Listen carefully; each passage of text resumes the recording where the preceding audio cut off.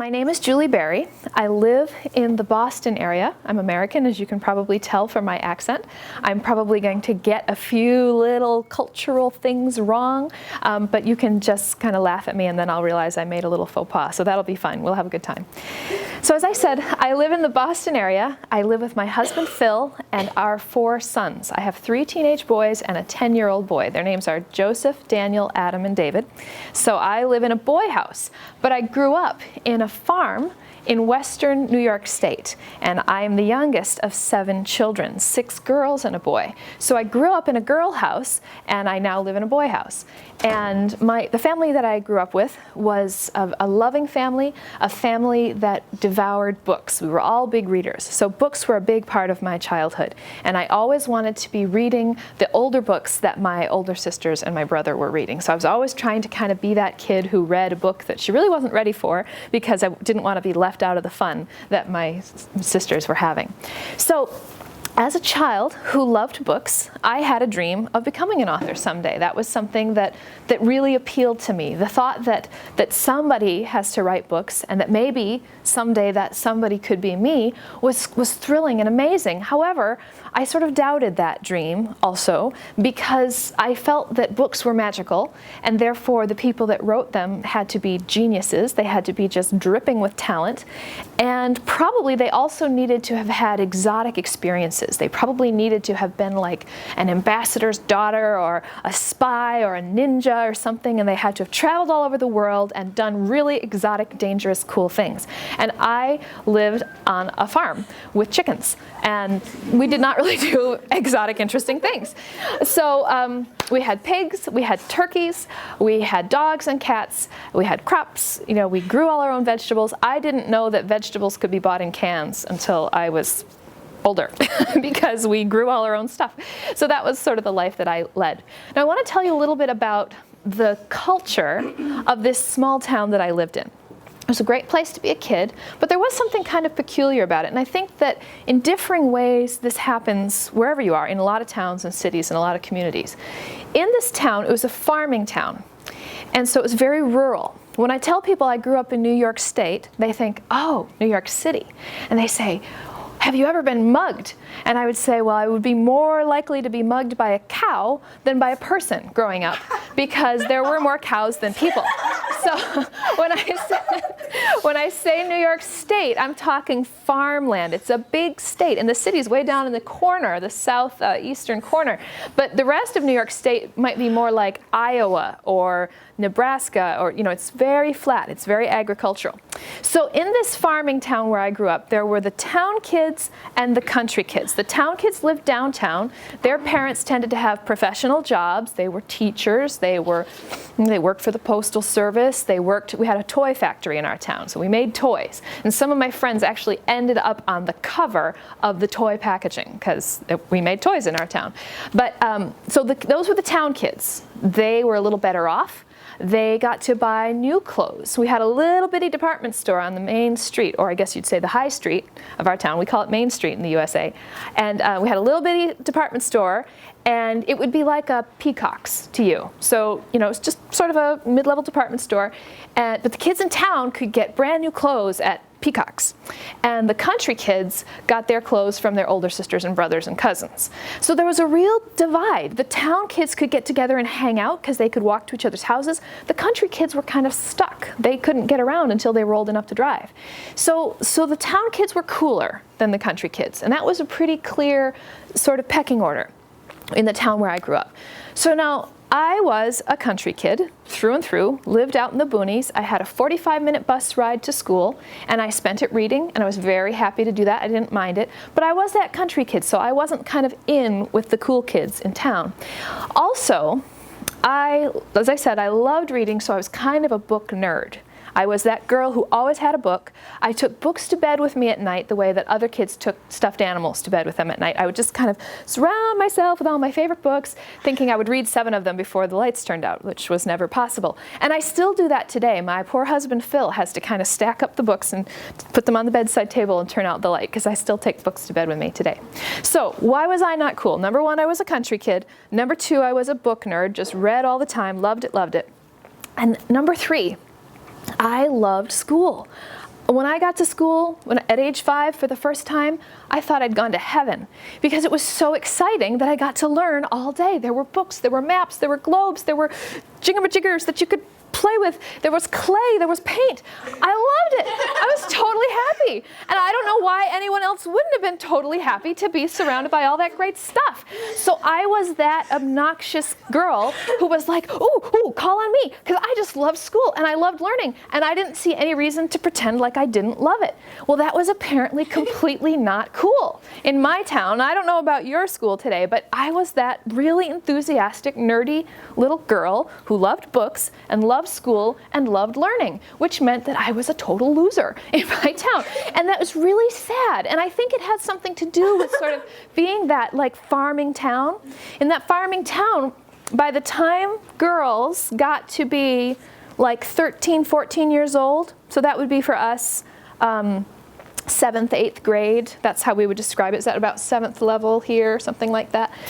By the time they got to that level, the girls had to stop pretending to be smart, or they had to stop being smart. They had to stop speaking up in class. They had to put lots of makeup on and pretend to be stupid, or else the boys wouldn't like them.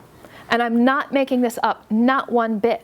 But and it happened to all my girlfriends. And I thought, what happened? Where'd you go? You used to be the best at math, and now you're failing math. Why? And it was because if they did well in math, the boys wouldn't like them.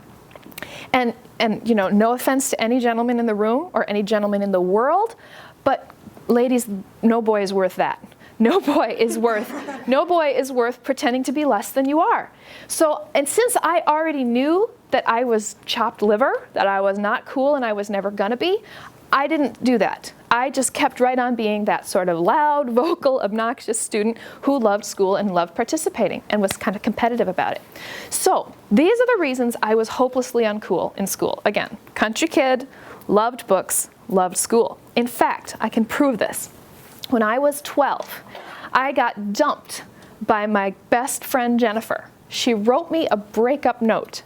We were best friends. We did slumber parties and all that. She wrote me a breakup note saying that she could no longer be my friend because I wasn't cool enough, because all I cared about was books and school, and I was too nerdy, and because I had worn the same sweater 2 days in a row. And I just have to say, it is not true. I had 2 similar sweaters. They were not the same. I was unjustly accused. And she dumped me, and she broke my heart because she was my little bestie best friend. So it's all true. I know. But you know what? But it's all okay. It's all okay. We're friends today on Facebook, and all is forgiven. But so that was my life. Now, to make it clear, I was not an unhappy kid. Even though I wasn't popular in school, none of the boys in my school, because I went to a co-educational school, none of the boys in my school ever were interested in me, with one regrettable exception. And I wasn't cool, and I was okay with that. I was used to that. I wasn't unhappy because I had this big loving family, and I was, very happy there, and I had a little church youth group that I was part of. So I had a lot of people that loved me. I was a happy child. I, spent my life with my nose in a book. But school wasn't the place where I fit in, even though I loved being there to learn. So that's kind of the picture of my growing up years that I wanted to sort of share with you. And I'm going to kind of prove to you how uncool I was by showing you a few pictures. So this is me at age 13. Now, again, you can clearly see I was not putting much effort into my appearance. And I don't know if you can see very well here, but my hair is this really bad mess. Because I would just roll out of bed in the morning and grab a book, grab my lunch, grab whatever wrinkly shirt was at the top of the pile, and go to school that way. And that was totally fine with me. My mother used to say to me, "You look like you combed your hair with an egg beater." And she still says that to me today. She still thinks that this is a big problem, and that if she could just get a brush through this mess, that she could solve everything that's wrong with me. But she's a lovely mom, and I adore her, so don't think ill of her. But this is me a year later. Hygiene has improved somewhat. I think I might have discovered shampoo by this point in time. My husband says, "You should not show this picture because you have such a bad attitude in it." And I said, "No, that's just about right for me at age 14. That's kind of who I was, thinking I was all that." And this sort of concludes the slideshow. This is me playing volleyball, which became my other great obsession. I'm a big volleyball fan, and I played from 7th grade right through the end of my well, secondary school career, so and into college. This is me with my little nephew. Because I'm the youngest of this big family, by the time I was 10, I started having nieces and nephews because my older siblings were having kids. So again, big, happy family. And then this is me with my sister Joanna, who is actually here in London with me this week. And we were the 6th and 7th in the family, so we really grew up close. All right, that's the end of the trip down memory lane. Now, hold on. So I'm going to fast forward. So there I was, loved reading, sort of dreamed of being an author, but I kind of doubted my ability to pursue that dream because, again, as I said, I felt like I maybe wasn't talented enough or hadn't had the right experiences. So when I went to university, I took a course in technical communication. So I was still writing, but I was writing about math and science and technology, and that was great because I enjoyed those things. I loved those things. I had a lot of things I wanted to do and be.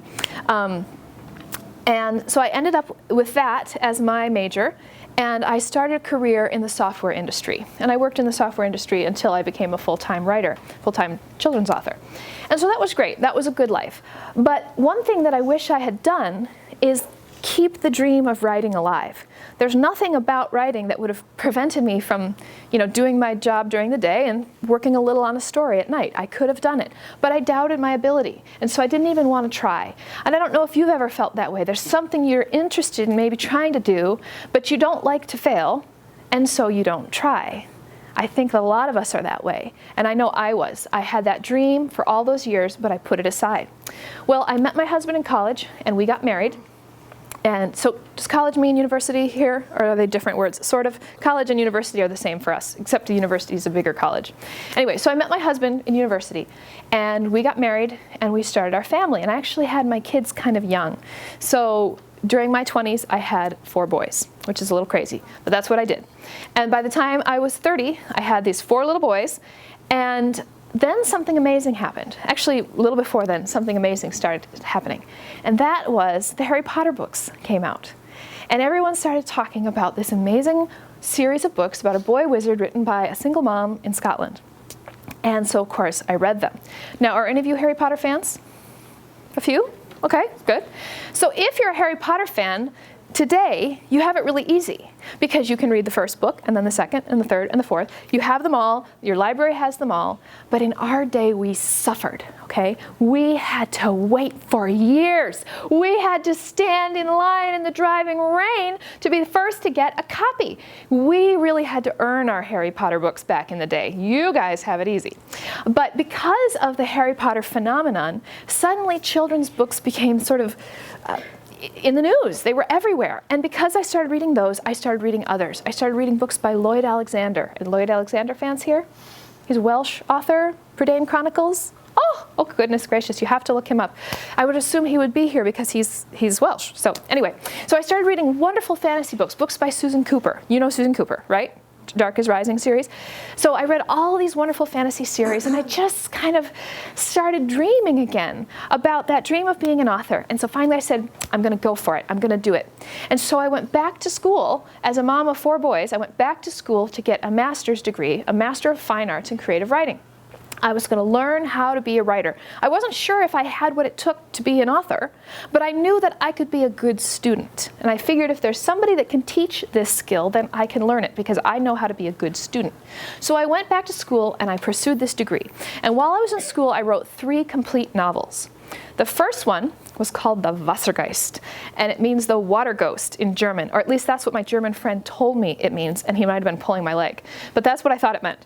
And I wrote this epic fantasy. It was 400 pages long, and when I finished it, I thought, it's going to be the next big thing. This is going to be an instant hit. Well, it wasn't, and it never was published. I realized soon after I'd finished it just how bad it was. And I was discouraged, but I pressed on, and I wrote another novel. So the second novel that I wrote when I was in school became The Amaranth Enchantment. And it was a fairy tale fantasy for teens and tweens, or about like age 10 to 14. And it's a little bit of a Cinderella retelling, but with its own twist. So that was my first book, and that was an incredible joy to write a book and sell it and have it come out in the world. It made me an author. It made my dream come true. I will never forget the day that my agent called me to tell me that Bloomsbury, the U.S. office of Bloomsbury Children's Books, had bought this book. And I was so thrilled. And I just walked around my backyard. It was nighttime, and I'd gone outside so that the kids screaming wouldn't, so that my agent wouldn't hear the kids screaming. And I'd gone outside and I just paced around the backyard, just crying and being so overjoyed that my dream had come true. I had a children's book that kids like you were going to pick up in the store and read. The next book, the third book that I wrote in school, was All the Truth That's in Me. And this was about 6 years ago now. So I wrote this book quite a while ago. Now what happened? Well, I knew when I wrote this book that it was unusual. And for those of you who have read it, or for those of you who will read it, you'll see that it's told in an unusual way, and it's about some sort of unusual subject matter. And so I thought maybe the world is not ready for a book like this, or a book about this. And there's something kind of funny about me, and that is that I do not like to be rejected. I'm sure you all love it, but I do not like to be rejected. So here's how it works. If I smell a rejection coming, I'll reject you first before you can reject me. So, you don't fire me from my job, I quit. You don't dump me, I dump you. I just do not like to be rejected. That's kind of a mode in my life. So when I wrote this book, I shared it with one publisher who said, no. And I sort of said, oh, well, I already knew that it wasn't really, publication worthy. It was just a little experiment that I did when I was in school. And I put it aside and I tried to forget about it. And it was just a file on my computer. But my husband, Phil, said, they're wrong. This is your award winner. And I said, Phil, bless your heart, you are a software engineer. How on earth would you know if a book was an award winner? You are really not qualified to have that opinion. But thank you, I love you, I know you love me, and you're trying to reassure me, but I'm going to go with the experts on this one. So I put the book aside, and it sat on my computer for 5 years. And I wrote other books. I wrote Secondhand Charm, which was another fairy tale fantasy published by Bloomsbury. It wasn't really a retelling of a particular fairy tale, but it had fairy tale elements. It was a lot of fun. I loved it.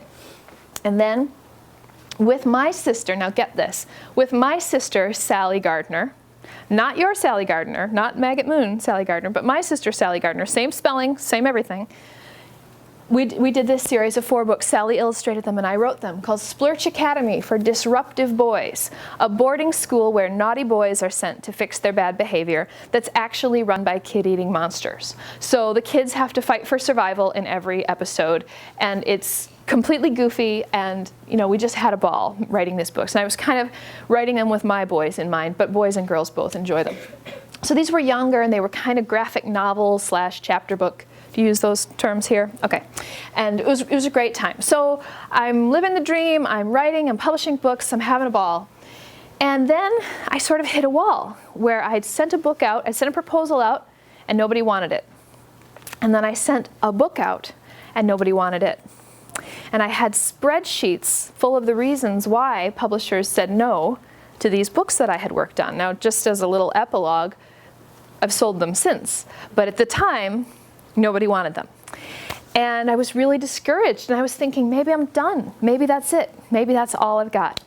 And on a whim, I said to my agent, who is the person who sells my books to publishers, I said, what about that book? What if we just gave it one last try? What if we tried again?